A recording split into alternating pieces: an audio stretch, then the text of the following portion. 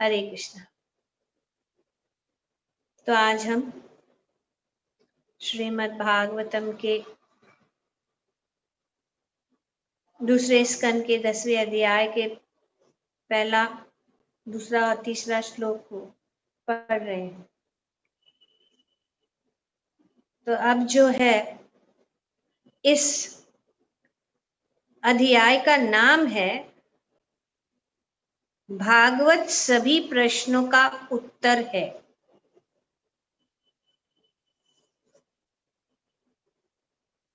भागवत श्रीमद् भागवतम जो है वे सभी प्रश्नों का उत्तर है। इसीलिए यहाँ पे पहले ही श्लोक में श्री सुखदेव गोस्वामी कह रहे हैं कि इस भागवतम में 10 विभाग है।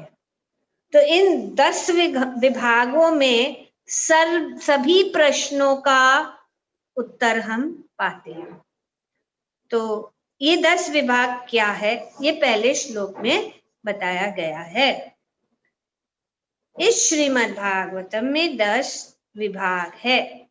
ब्रह्मांड की उत्पत्ति, उपसृष्टि, लोकांतर, भगवान द्वारा पोषण, सृष्टि, प्रेरणा,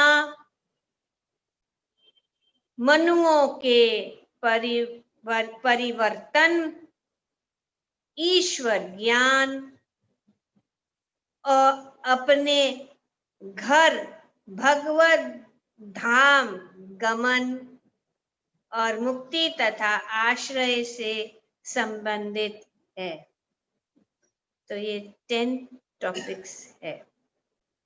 इस 10 टॉपिक्स जो है, इस 10 चीज जो है इस श्रीमद् भागवतम में हम पाएंगे, जो सभी प्रश्नों के उत्तर हम मिल जाए।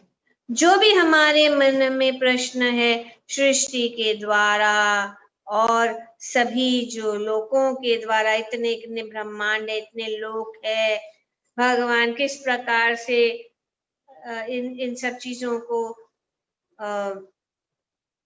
सुरक्षित रखते हैं, मनुओं के विषय में, और ये जो विज्ञान है किस प्रकार से हम भगवत धाम वापस जा सकते हैं, मुक्ति, और फिर आश्रय जो है इस श्रीमद् भागवतम में हम पाते हैं। तो ये 10 जो विषय है, विभाग है, इसकी चर्चा इस पूरे श्रीमद् भागवतम में की गई। सर्ग विसर्ग वेरी इंपॉर्टेंट। ये जो कैसा सर्ग है, विसर्ग क्या, सिर्फ विसर्ग ही जानेंगे लेकिन सर्ग नहीं जानेंगे। सर्ग मतलब जो भगवान के द्वारा, पहला जो है यहाँ पे बताया गया है सर्ग मतलब ब्रह्मांड की उत्पत्ति का वर्णन, जो पहले उत्पत्ति हुआ है, और इस आगे के श्लोक में भी बताया जा रहा है। इनसे जो 10वां आश्रय तत्व है, उनकी दिव्यता को अन्यों से पृथक करने के लिए उन सब का वर्णन सभी वैदिक शास्त्र से कभी प्रत्यक्ष व्याख्या से और कभी महापुरुषों द्वारा दी गई संक्षिप्त व्याख्याओं से की जाती है। तो इन सबों में से यहाँ पे वर्णन किया जा रहा है कि ये पृथक है। आश्रय, जो ये आश्रय लास्ट वाला है, आश्रय, और इनका भी वर्णन जो है वेदों में किया गया है, कभी प्रत्यक्ष रूप से तो कभी अप्रत्यक्ष रूप से, जो अनेक ऋषि या साधुओं के द्वारा प्रस्तुत है। इसका विषय और भी गहराई से समझा जाएगा, इसके लिए प्रभुपाद जी ने ज्यादा तात्पर्य नहीं दिया है, क्योंकि ये टॉपिक्स सब डिस्कस होने वाले हैं। तो अब हम चलेंगे श्लोक संख्या 3 पर।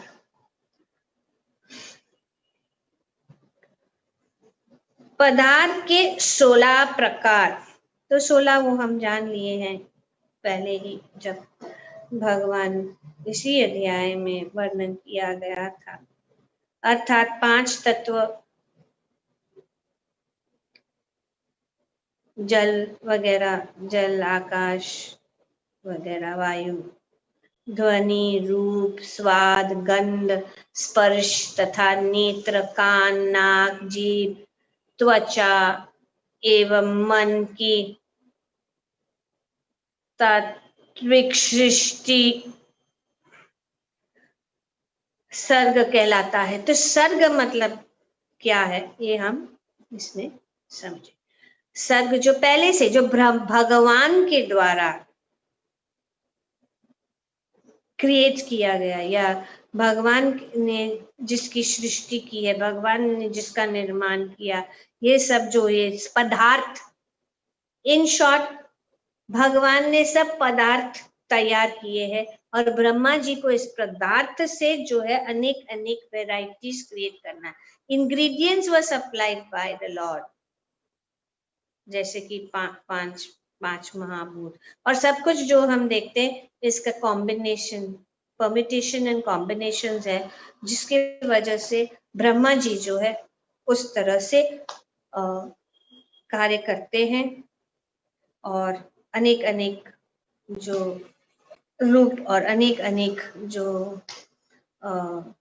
चीजें हैं, वे इस को कहते हैं, वो उसका सृजन करते हैं, जो है ब्रह्मा जी, जो विसर्ग है, गौण है। सर्ग मेन है, विसर्ग गौण है। सर्ग बाय कृष्णा, विसर्ग बाय ब्रह्मा। क्लियर? ये वेरी सिंपल है। सर्ग बाय कृष्णा, विसर्ग बाय ब्रह्मा। जब तक सर्ग नहीं होगा, तो जैसे कि हमें कुछ बनाना है, कुछ भी चीजें हमें बनाना है, सब्जी पकाना है, तो पहले उनकी सिर्फ सामग्री चाहिए। बिना वो सामग्री का क्रिएशन नहीं हो सकता, क्रिएट नहीं कर सकते। तो इस प्रकार से भगवान ने सब सामग्री दे दी, और ब्रह्मा जी ने उस सामग्री को लेकर उन्होंने अनेक अनेक क्रिएशंस की। ठीक है? श्रीमद, हाँ, तो सर्ग कहलाता है। और प्रकृति के गुणों की बाद की अनंत क्रिया विसर्ग कहलाता है। ओके, तो प्रकृति के गुण मोड ऐसा कुछ जो भगवान से है, एवरीथिंग रेडी, सब रेडी करके भगवान ने दे दिया, और हाथ मिलाकर बोला अभी आपका काम। ठीक है, तो ये हम पढ़ चुके हैं। श्रीमद् भागवतम के 10 विभागों के लक्षणों की व्याख्या के लिए लगातार 7 श्लोक आए हैं। तो ये 7 श्लोक में हम समझेंगे कि ये अलग अलग विसर्ग क्या है, सर्ग क्या है, और दूसरे भी टॉपिक्स जो है, जो 10 टॉपिक्स यहाँ पे बताए गए, ये बताया जाएगा। इनमें से प्रथम प्रस्तुत श्लोक जो 16 तत्वों तथा पृथ्वी, जल इत्यादि के साथ बुद्धि तथा मन के प्राकट्य को बताता है। तो ये जो है 16 तत्व वगैरह जो है बताया जा रहा है।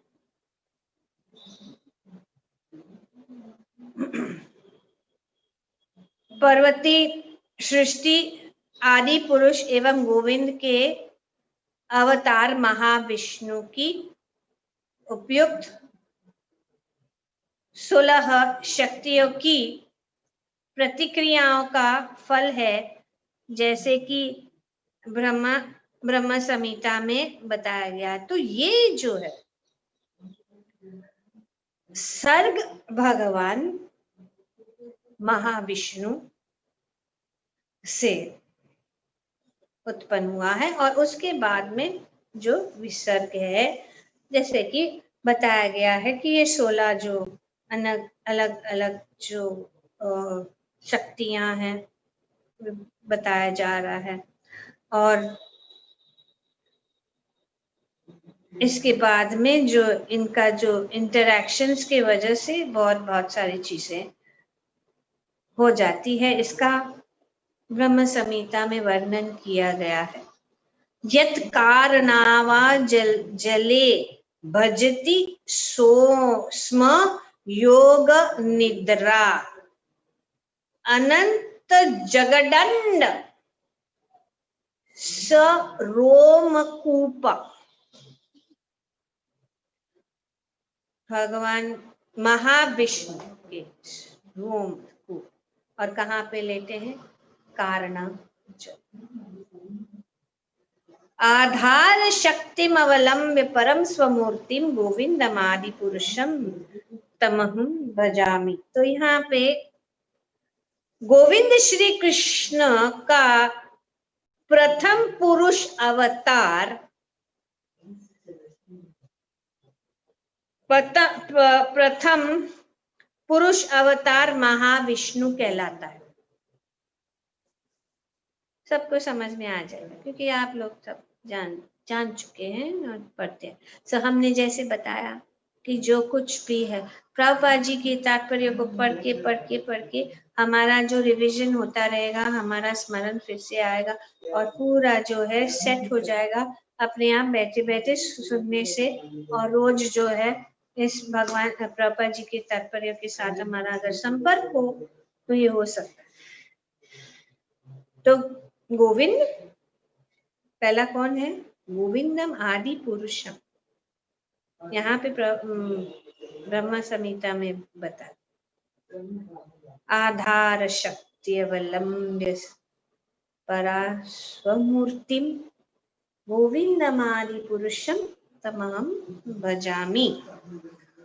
तो ये गोविंद श्री कृष्ण का प्रथम पुरुष अवतार महाविष्णु कहलाता है। भगवान का पहला अवतार है महाविष्णु। ये योग निद्रा में रहते हैं।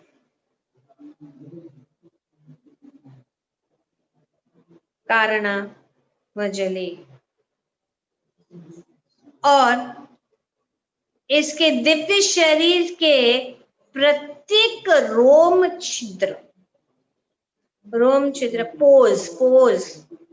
पोज कहते हैं, स्किन के पोज होते हैं, अलग छिद्र है ना, छोटे छोटे। जैसे जिस प्रकार से हम अनुभव करते हैं जब बहुत गर्मी होती है तो पसीना निकलता है, तो पसीना ये जो हमारी त्वचा से निकलता है और कभी कभी छोटे छोटे बूंद के जैसे दिखते, राउंड राउंड ड्रॉप्स, पसीनों के बूंद दिखते। इस प्रकार हमारा तो ये पसीना और गंध, लेकिन भगवान के शरीर से क्या निकलता है? कोटि कोटि कोटि ब्रह्मांड। जब वो योग निद्रा में ले जाते तो ये भगवान, इसी बात समझना बहुत जरूरी है। ये योग निद्रा में रहते हैं और उनके दिव्य शरीर के प्रत्येक रोम छिद्र में असंख्या ब्रह्मांड स्थित रहते हैं। जैसे कि पिछले श्लोक में कहा गया है, पूर्ण पुरुषोत्तम भगवान की विशिष्ट शक्तियों के प्राकट्य से ही श्रुतेन अर्थात वैदिक निर्देशन से यह सृष्टि संभव है। बिना वैदिक निर्देशन के यह सृष्टि प्रकृति की उपज प्रतीत होती है। तो यहाँ पे वर्णन किया जा रहा है वेद, भगवान ने ब्रह्मा जी को वेद का जो ज्ञान दिया जिसमें सब कुछ है, और इस वेद ज्ञान से ब्रह्मा जी जो है अपना कार्य कर सके। और बिना वैदिक निर्देशन के यह सृष्टि प्रकृति की उपज प्रतीत होती है। ऐसा निष्कर्ष अल्प ज्ञान के कारण ही निकलता है कि ये अपने आप प्रकृति से हो रहा है, आप नहीं हो रहा है। यहाँ पे ब्रह्मा जी बता रहे हैं कि यहाँ से पहला शुरुआत हो रहा है महाविष्णु, और महाविष्णु फिर हर एक ब्रह्मांड में गर्भोदाक्षाय विष्णु के रूप में प्रवेश करते हैं, और हर एक कण में, हर एक एटम में, हर एक परमाणु में, हर एक जीव के शरीर के अंदर परमात्मा रूपी क्षीरोदाक्षाई रूप जो विष्णु के रूप में पूरा विस्तार, एक्चुअली भगवान सभी चीजों से साथ कनेक्टेड है। इस प्रकार से भगवान से कुछ भी चीज अलग नहीं है। इसीलिए चतुश्लोकी भगवत श्रीमद् भागवतम में भगवान ने बताया कि जो कुछ मेरे से अलग है वो माया है, वो नहीं है, इसका कोई अस्तित्व नहीं। तो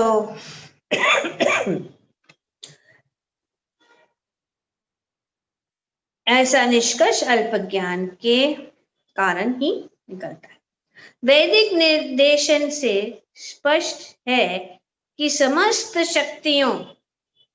शक्तियां भी भगवान की है। अंतरंगा शक्ति, बहिरंगा शक्ति, तटस्थ शक्ति के मूल तो पूर्ण पुरुषोत्तम भगवान ही है।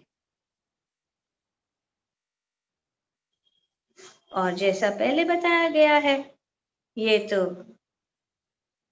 ब्रह्मपूर्ण निष्कर्ष है कि यह सृष्टि जड़ प्रकृति द्वारा बनी है। वैदिक निष्कर्ष दिव्य प्रकाश है, जबकि अवैदिक निष्कर्ष भौतिक अंधकार है। तो हम प्रकाश की ओर, वैदिक ज्ञान हमें प्रकाश देता है, भौतिक ज्ञान जो है अंधकार में ही हमें रखता है। तो जब हम आध्यात्मिक ज्ञान को प्राप्त कर सकते हैं तो हमारा शुद्धिकरण होकर हम ये सब समझ सकते हैं कि कैसा सब कुछ हो रहा है। ऐसा कुछ बड़ा चढ़ा के बोला नहीं है, क्योंकि सब कुछ जो है उसका हमें यहाँ पे श्रीमद् भागवतम में हमें इसका उत्तर मिलेगा। सब प्रश्नों के जो मन में अगर आते हैं कभी, लेकिन इसके लिए हमें जो रचनाकार है श्री व्यासदेव, सुखदेव गोस्वामी के साथ रहना पड़ेगा, और वे हमें इस पूरे रास्ते ले जाएंगे, ताकि हमारा सब जो प्रश्न है वो पूर्ण होगा। अगर हम एक भाग को लेंगे और दूसरा नहीं लेंगे, और एक ही पॉइंट को समझेंगे, दूसरा नहीं पॉइंट को समझे, तो फिर ये हमारे लिए कंफ्यूजन क्रिएट करेगा। इसके लिए हमें जो है पूर्ण रूप से ये पूर्ण भागवतम को समझना है, और भगवान की कृपा से हम वृंदावन के धाम में बैठे हैं, और वृंदावन बिहारी श्री राधा श्याम सुंदर और सब जो भगवान स्वयं यहाँ पे है, वे हम उनसे प्रार्थना करेंगे कि हम जो है इन सब चीजों को समझ के हमारा जीवन हम सफल कर सके। तो वैदिक निष्कर्ष दिव्य प्रकाश है, ये दिव्य ज्ञान है।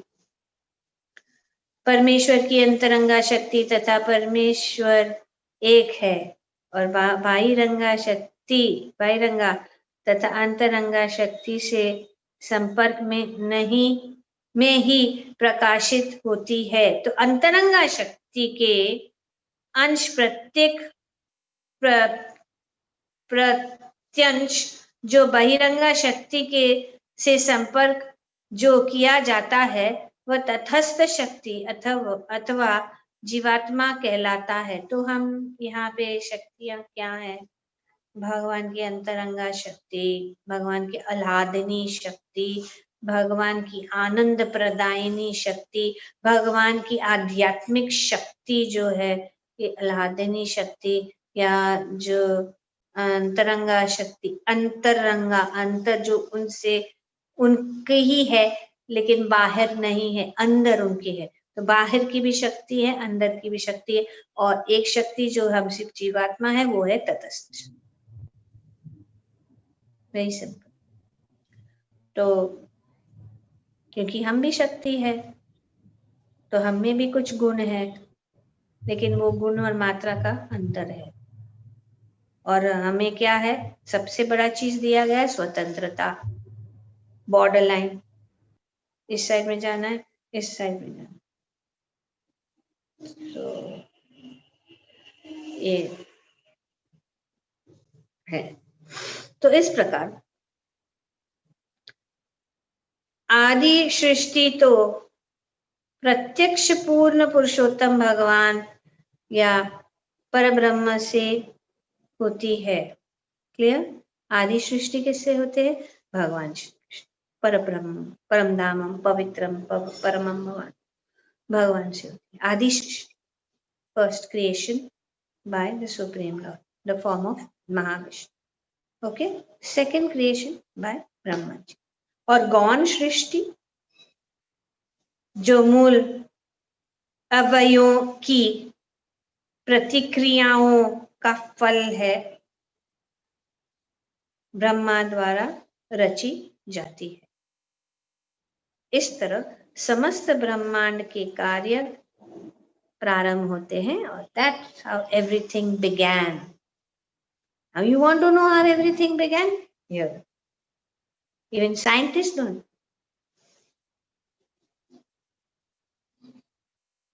The original creation is directly from the Supreme Personality of Godhead, or the Param Brahma,